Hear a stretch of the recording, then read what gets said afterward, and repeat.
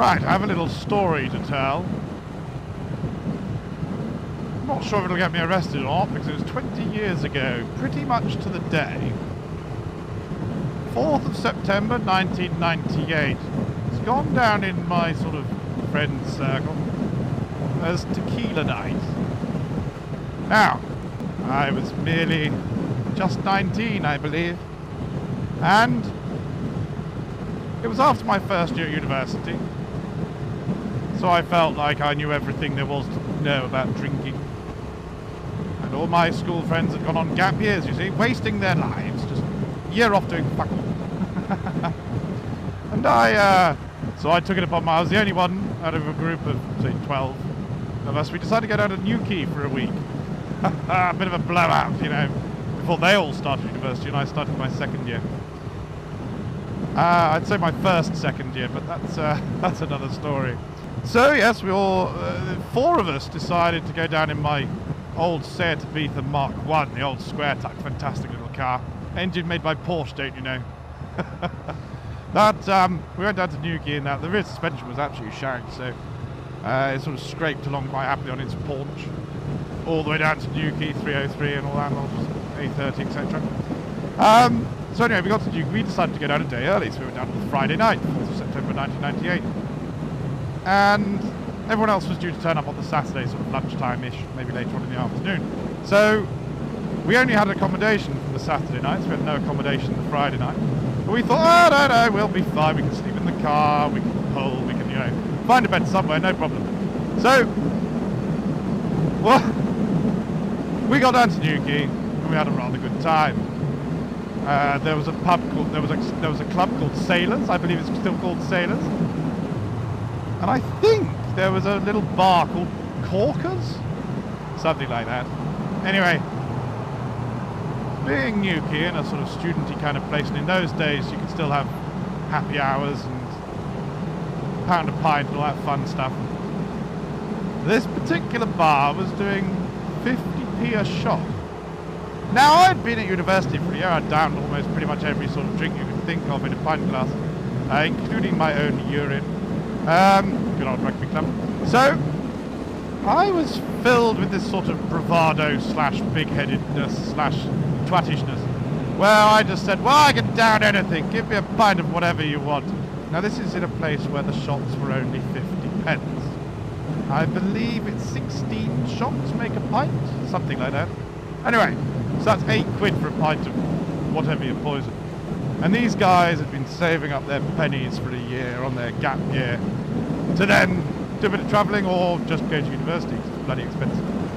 And so, anyway, they all stepped up to the mark after I'd said this rather foolish thing. And I downed a pint of tequila, probably about 5 seconds. Now my record for a pint of ale is 2.3 seconds. My record for a pint of lager, it's fizzier, is 2.7 seconds. So sort of around 5 seconds for a pint of neat tequila isn't bad. Yes, I needed to gag a lot, but I managed it. I just swallowed it like the hero that I am. Now, the problem was it didn't really hit the mark in the fact that I said I was fine. Give me another. That was nothing. Now that you know, that's the sort of stupidity that only a teenager can say. Yes, this is an issue. I had been one of the chief drinkers of the rugby club for a year as well, so heads full of bravado. Do it again, do it again. Yes, I can do it again. So I had another pint of tequila. This one took a bit longer, about 7 seconds, I believe. Sort of, see, these times have gone down a bit in folklore. It could be embellished, or it might be the truth. I can't remember, but I did do it, and all was well until I said I could do it again. Now, at this point, you don't believe me. Fair enough, but I did because I'm a twat. So this was. Yes, I don't. This might have been 8:30, 9 o'clock at night. Anyway, can't remember. It might have been daylight actually. Still can't remember. So I had a third one, and that's sort of where the evening kind of disappears for me. A lot of this was then pieced together the next day, and thankfully there was a next day for me, although it was bloody close. my sister's a doctor. She was very cross when I told her this story many years ago. She said I should bloody stupid and I'd have been in hospital, could have died, etc. But, you know, that's what doctors say. They all say that, don't they? They don't really mean it. They don't know what they're talking about. They don't really mean it. Anyway, so, I was very drunk. So, I have a vague recollection. Now, this was with 3 other chaps. And one of the chaps I've known since I was 3.5, so very close. And I remember there's a vision, I still have it vivid in my brain, of being in this club called Sailors later on in the evening, hugging my friend Ed, and we were both bawling our eyes out saying how much we loved each other. Now this is in a place called Sailors, so you can imagine. Oh, Christ. So, anyway, next thing flashes to getting in the car. My car, I say to be, which had parked up a little road that overlooked a golf course with a little cliff down on the golf course, probably about a 15 to 20 foot cliff. Little cliff, with a fence in front of the car, tarmac, but nothing to stop. You can see where this is going. Nothing to stop the car going forwards, unfortunately. So, anyway, my father has always said to leave a car in gear if you're on the flat, so that you don't stretch the handbrake cable too much. So anyway, I get in the car and I think, fuck me, it's cold, because I hadn't found anywhere to stay. And I was with my friend Ed, the chap I'd known since I was 3.5. Still known, still one of my best friends. Anyway, we get in the car because it's bloody cold, and I say, it's all right, Ed, I'll turn the engine over and put the heating going, you know, with the engine running and all that. I know how it works. Yeah, the car's in gear, you dickhead. Anyway, so, as you can understand, it sort of turned 3 times, cha-ching, cha-ching, cha-ching, bounced forward a little bit. The front wheels went over the lip of this little cliff from the tarmac, and the car ended up on its front jack points, hanging over this little cliff. At which point, I'm pretty useless, after all this tequila, don't forget. I open the door, fall out and lie on my back, with my legs in the car and me lying on the back, basically shouting, "Help! Help!" And my friend Ed, a bit smaller than me, runs around under the front of the car and heroically tries to push it up. Bearing in mind the engine is still running with the front wheels turning. Anyway, it transpires, I don't really remember this bit, it's a bit blurry. It transpires that 6, I think I called them surfer dudes at the time. See, this was a long time ago, you would call them that. Turned up, and in my brain, I thought I was asking them to push me back up. Because they could get around the front, lift the front of the car, no problem, put it on. I mean, I've moved cars around with the rowing team and stuff when they've been parked in the way of our bus and all that kind of stuff. It's very funny. Anyway, I thought they could push me back up. So, I'm sitting in the car now. Somehow I get back in the car, and I remember revving the engine in reverse, trying to help them, you know, with the front wheels just spinning. But of course, because there's no grip either side, they're both doing opposite directions, as I think the differential does that. Anyway, so I'm doing that, and unfortunately these 6 surfer dudes are pushing from the rear. Not that kind of rear. Anyway, unfortunately my friend Ed is still under the front of the car, standing on this mild cliff, trying to push the car back up. With an almighty shove, I go forwards, bend the jacking points, rip the rear silencer off the back of the car, and run over my friend Ed. Now, it's not as bad as it seems, ladies and gentlemen. The little cliff thing was a bit concave, and he was fine. But we're not sure about how he got away with it. Anyway, the next thing I remember is I'm zooming along this golf course in 2nd gear, doing about 50, flooring it around, leaning out of the car door, because the car door's still open, of course, shouting, "Thanks, guys, thanks!" Now, we note from the tyre tracks the next morning that basically what I do is I do a sharp 90-degree left turn, straight into a bunker and crash at 50 miles an hour into sand. I wasn't wearing a seatbelt. I hit my head on the windscreen and cracked the windscreen somewhat. Another point at which I could have died. Luckily, no airbags in this old car. It's a 1992 H reg, I believe? 1990 H. So anyway, Sans rear silencer, broken front jacking points. Anyway, that's the last thing I remember. Until... Now, there was a chap called Tom, and a chap called Tim, and me and Ed. Now, I sort of come to this loud banging in the morning. I go, what the fuck's that? I didn't know where it was. I'm in the passenger seat of my car, front passenger seat. A little bit of puke down the inside door, down the door card.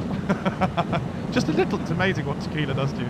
And there's Tom, the other chap, who I took down to Duke the day before, knocking on the window saying, where the fuck is everybody? Why the fuck did you move the car? And I don't know where I am anyway. I find out that the car has been parked half in a hedge in the main golf course car park with 2 flat front tyres because the sand has got in the bead of the wheel and let the air out. So, and there's quite a lot of sand everywhere as well. Anyway, it was quite fun bouncing across the golf course in a centipede. So anyway, we wander around going, oh fuck, and I thought, oh shit, I sort of remember running over Ed. And Tom says, what? I said, well, we moved the car. Why did you move the car? Well, I was trying to turn the engine on because I was cold, I wanted the heater to work. And you drove over the car? Yes! So we walked up there to see the damage, and we kind of bent the wire fence, and there were tyre marks were quite obvious straight into a bunker. And then, what happened next? Oh, Tim, God knows where Tim was. He rocks up. He just turns up. I can't remember. I think we were standing by where the car had been. He turns up and goes, all right, lads. Like, what? He looks fresh as a daisy. No hangover, no nothing. Full of sleep. I had a perfect sleep. He'd pulled and spent the night in a youth hostel with some lady. He was the cat that got the cream. And he's like, where's Ed? I thought, I don't know. I think I killed him. And then we'd all arranged to sort of have breakfast at a beach hut on Fistral Beach, which is the main Newquay beach. So we turned up there at sort of 11 o'clock, and there was Ed. It's like, fuck, are you all right? He went, yeah, fine. Why? Why shouldn't I be? And he doesn't remember much because he was pissed as well. And he said, I've lost my watch. Did you nick it? I went, no. I said, well, there were some surfer dudes. That phrase again. There were some surfer dudes last night. Did you give them your watch? He went, I don't know. Well, they helped us. Did you give them? They didn't help us. They pushed us forwards. What? And I went, oh, okay. So when he lost his watch, quite a nice watch actually, not a really expensive luxury watch, but still a watch. And Ed, he doesn't remember this either. He doesn't remember much from the golf course, but he wakes up on a park bench in a park on the other side of Newquay. He sort of remembers trying to start a fight with a teenager. Anyway, on a park being mowed around by the park keeper with a ride-on tractor mower. That's what finally woke him up, because he's being mowed around on a park bench. Anyway, so that's a little lesson to be learnt. Don't down pints of tequila. It's called tequila. It's got the word kill in it. All right? Not a good idea. Boys and girls, do not do it. Yes, it's possible. Is it a good idea? No. I am far too upstanding and important a citizen now to do even countenance that sort of idea. Yeah, right. Unfortunately, I haven't really lost the ability. So if you ever want me to down a pint of wine or gin, you know, just pay for it and I'll do it, because I'm that ridiculous. Also, what else? Oh yes, since then I called that car Cliff. I thought it was a fitting tribute. It was fine in the end. It just always had bent front jacking points and a slightly wonky exhaust. I think I gaffed it on for the rest of its 3 years that I had it, until it went to the great scrap heap in the sky. Loved that car. Everyone loves their first car, don't they? I think what's the prologue? No, epilogue. The epilogue is that after Ed had blamed me for losing his lovely watch all week of doing a little bit of surfing and pretending to be a beached whale all week in a wetsuit, we found it in my glove compartment at the end of the week. So he got his watch back, and no harm, no foul. One other little overriding memory of that week, apart from the amount of fun we had, was me going to the bank manager on the Wednesday to extend my overdraft, wearing t-shirt, shorts and a tie, because I'd run out of money, possibly due to tequila. Anyway, there we go. That's my story about tequila. 4th of September 1998, tequila night. It's gone down in history. I just thought I'd have it recorded. It can go in my memoirs, which will never ever be written. Thanks very much. Tidy Bally Ho. Bye.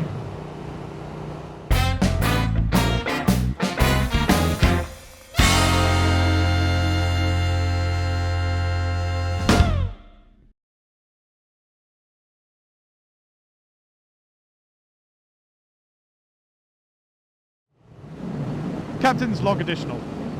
If I have just edited my Tequila story, be warned, there are many, many, many more of those sorts of stories. Bye!